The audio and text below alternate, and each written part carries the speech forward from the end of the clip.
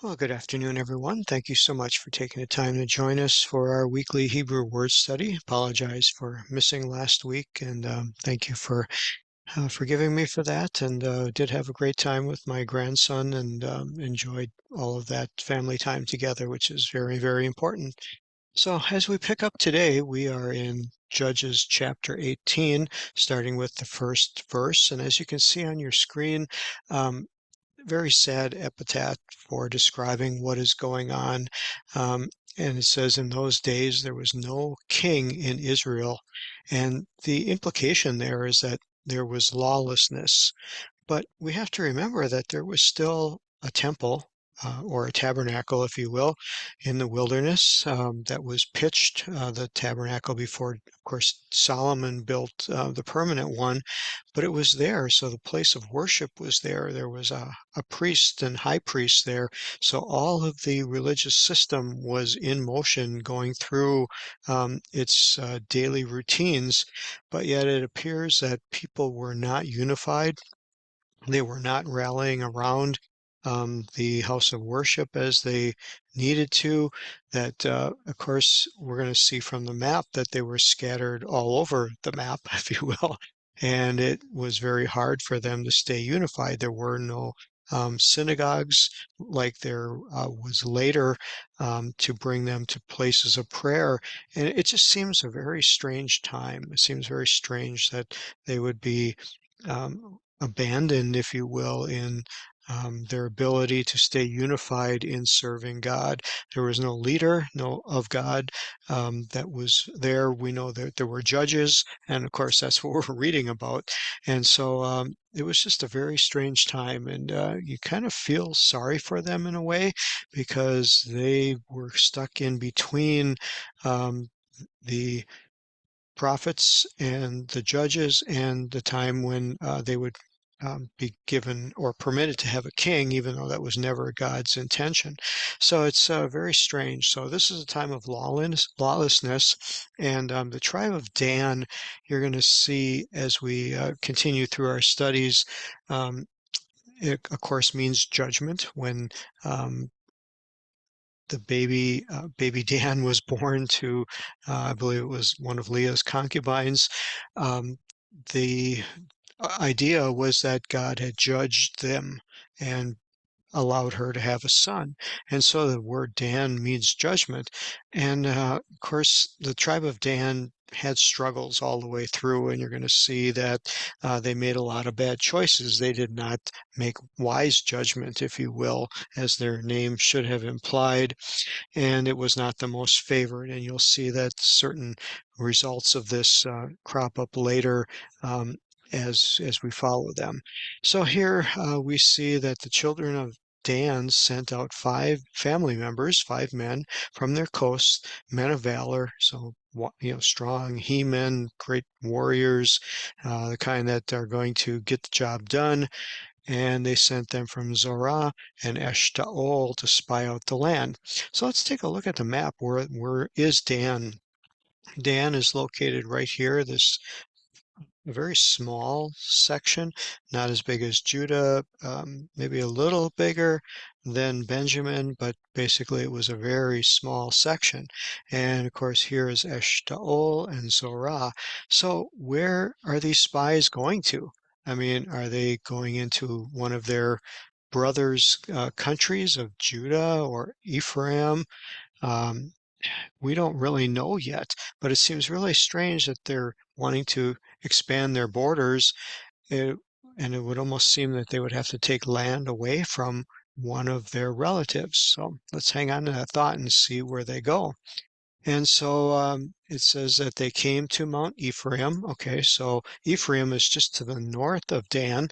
So we see that these guys left Dan and are going into Ephraim, which is their neighboring country, neighboring state, if you will. And so they came to spy out the land. They searched the land. They came to Mount Ephraim and the house of Micah, and they lodged there. And so remember, Micah is the guy that we were following in the previous weeks, that Micah had a priest of Levi and had his own little place of worship set up there. And when they were come to the house of Micah, they interesting, they knew the voice of the young man, the Levite. Never mentions him by name. We never find out what his name is, and but they knew him by voice. So very, very strange that this guy, young man, this young Levite, must have really made the rounds, must have been searching for a place to be in the ministry, and had made a lot of acquaintances and had a voice that was very easily recognizable because these guys knew him. And basically, they come to him and say, "Well, what are you doing here? What are you doing? What's going on?" Very strange questions. What brought you here? What are you doing in this place? And what do you have here? And he said unto them the whole story. Thus and thus, dealeth Micah with me, hired me, I'm his priests. And they all seem pretty happy about that. But what is strange is obviously they didn't they did see everything that was going on. Remember that Micah had fashioned this little statue of silver that became his idol, set up his little shrine, had all his little trinkets for worship, and this Levite was doing this thing. This was idolatry. This was not the way to worship the one true God. No one should have had any misgivings about that. But it seems in verse 5 that they are not offended by that. So they seem, oh, this sounds good. And then they ask this question. It says, ask counsel, we pray thee, of God, that we may know whether our way which we go will be prosperous or shall be prosperous. Um, Again, very strange. And I want to take a look at um, the Hebrew here and see if we can gather some insight as to what were these guys thinking. Were they sincere in their question? They obviously wanted a blessing. They wanted to know whether they were doing the right thing. But again, how did they ask? So we look to verse 5. We see the Hebrew start here. Vayomru lo sha'al na ve Elohim v'nedi'ah, that we may know. And then it comes to the word we're looking at here. It's hatatzliach, and it's whether we shall be prosperous is how it's translated. But is that really what it means? Let's take a look at that. So we see the word here comes from the word, the letters are Sade, Lamed, Chet, which is pronounced Salak, and it means to rush. Well, how do you get prosperous out of this? So we look at on the right-hand side the number of places that this word is used in the Bible and how it's translated, and it gives you, the NAS version, King James version, and you kind of get to compare. So we see it's translated quite a few different ways: successful, prosperous, but it means to rush into, to penetrate, to advance. And so it makes you kind of wonder, what were they asking here?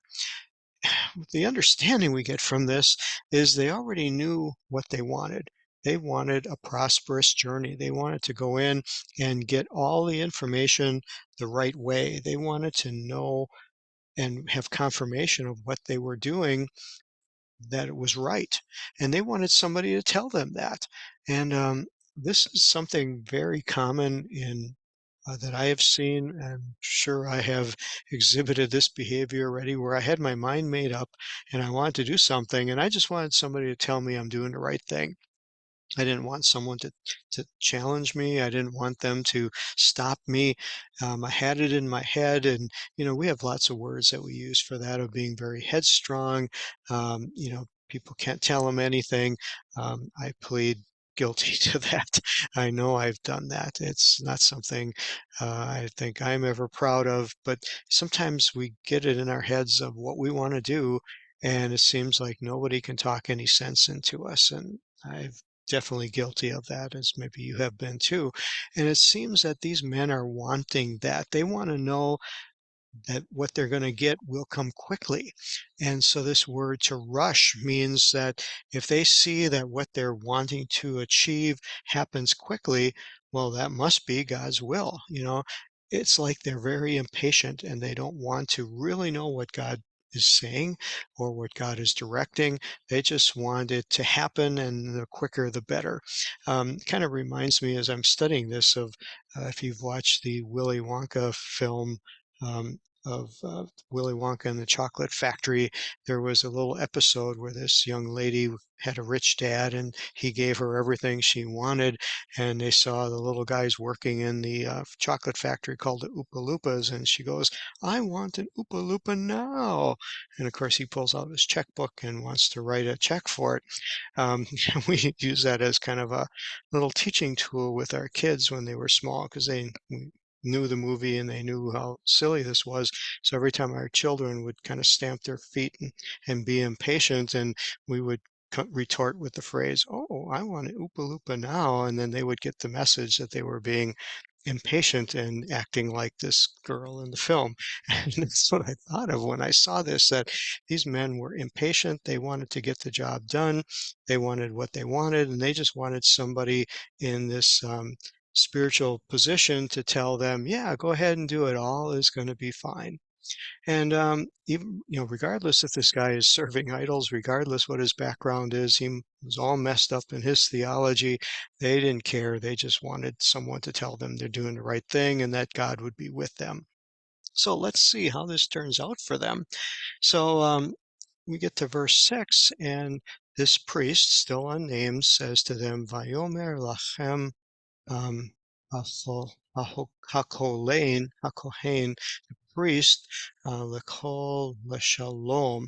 Go in peace, Nachach Yahweh Devachechem Asher Telechu Ba. Okay, well, it sounds convoluted in English and it sounds convoluted in Hebrew too, because we see in verse 6 it says that go in peace, before the Lord is your way wherein you go. Um, it sounds really strange in English. When we look at the Hebrew again and take it in little pieces, this priest says to them, go in peace, and then it uses the word nachach, which is presence of or to be in front of. So there, again, this is Hebrew has some really strange meanings because remember the vocabulary for Hebrew is very small. It's only 7,500 words in classical Hebrew. So the word can have numerous meanings. So this word nokach can mean in front of or being opposed to. So that is really interesting as he's saying this kind of obscure sentence that really doesn't answer their question. He's saying, go in peace. Is it in the presence of the Lord or is it opposed to the presence of the Lord? They take it as meaning that it's positive, that the presence of God would go with them on their way and then there to be with you. So this is in reality, it's like a political retort. When you hear politicians say things and they say a bunch of words and you really can't figure out what they said, this fits into that category. You think it's meaning one thing, it could mean something else, but because of what you want to hear, you take it to mean that it's positive for you. And so this is really kind of interesting. So they took it as being positive. And also, if you look at how this guy responded between verse 5 and verse 6, there isn't anywhere where the priest said, oh, wait a minute, I'm going to go before the altar of the Lord. I'm going to spend a few moments in prayer. I'm going to maybe inquire. I'm going to use, remember, he wore the ephod. He had his little idol there. I'm going to go and use these things and see if I can enter into the presence of God and see if God gives me an answer. We don't find any of that. He just, bam, right off the top of his head, issues out this sentence. Um, and, where did it come from? Maybe he knew they were coming. Maybe he had spent all morning in prayer and God revealed it to him. Maybe he just knew how to respond. Maybe he just knew how to work a crowd, that he knew the right words to say, that this was a little formulated sentence that he knew would pacify them. And maybe he felt threatened. Maybe he felt like they wanted something positive, and if he didn't say something positive, they were going to do him harm. We really don't know, but this little sentence here gives an impression that God is with them. We're going to find out later that it doesn't seem like God was with them at all. That what they were doing and about to do could not have been in God's plan and God's purpose, but yet this is what they wanted to hear. So it's they men, verse 7, which is where we're going to stop today, says these 5 men departed. They came to Laish. Well, we were just looking at the map and we saw that Ephraim was above them. Where is Laish? I had to find another map to find out where this was. And what you'll see here in the picture on the map is this red square highlighting an area. The only way we really know where our bearings are here is to look at these 2 bodies of water. This one I'm circling down here in the lower center is the Dead Sea.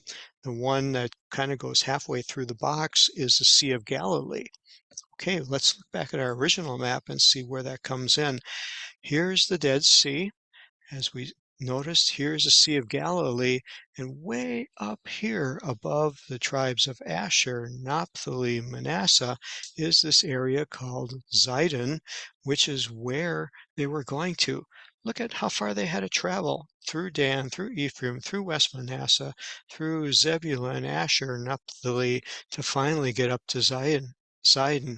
They are really, really far away from home. They're out of the area that God has promised to them. Again, looking at the map way up here, they're out of the place that God has promised to them, and they come across the Zidonites, and it describes these people in another very, very strange way. It says that they dwelt careless, after the manner of the Zidonians. They were quiet, they were secure, there was no magistrate in the land, nobody ruling over them that might put them to shame in anything. Another very strange group of words. And they were far from the other Zidonians, and they had no business with any man. Again, we got to look at the Hebrew just to figure out what is going on here in this verse 7. So we see that they came to Lachish. They saw the people who were there, how they dwelt safely, they dwelt securely, and there was no malachim, there was no king there was no one. And the word for put them to shame in anything is devar.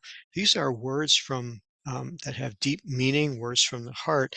What it means is that they had no contract, they had no league, they were not joined together with anybody. They were off by themselves, which is a very precarious place to be in these days and times when everybody did what they wanted to do. They had nobody protecting them. And what we learn is that these were people who had made a rich living by doing business.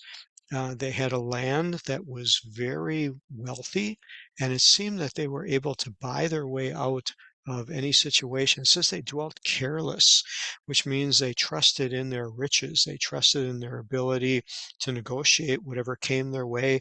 They had lots of wealth. They knew how to use it.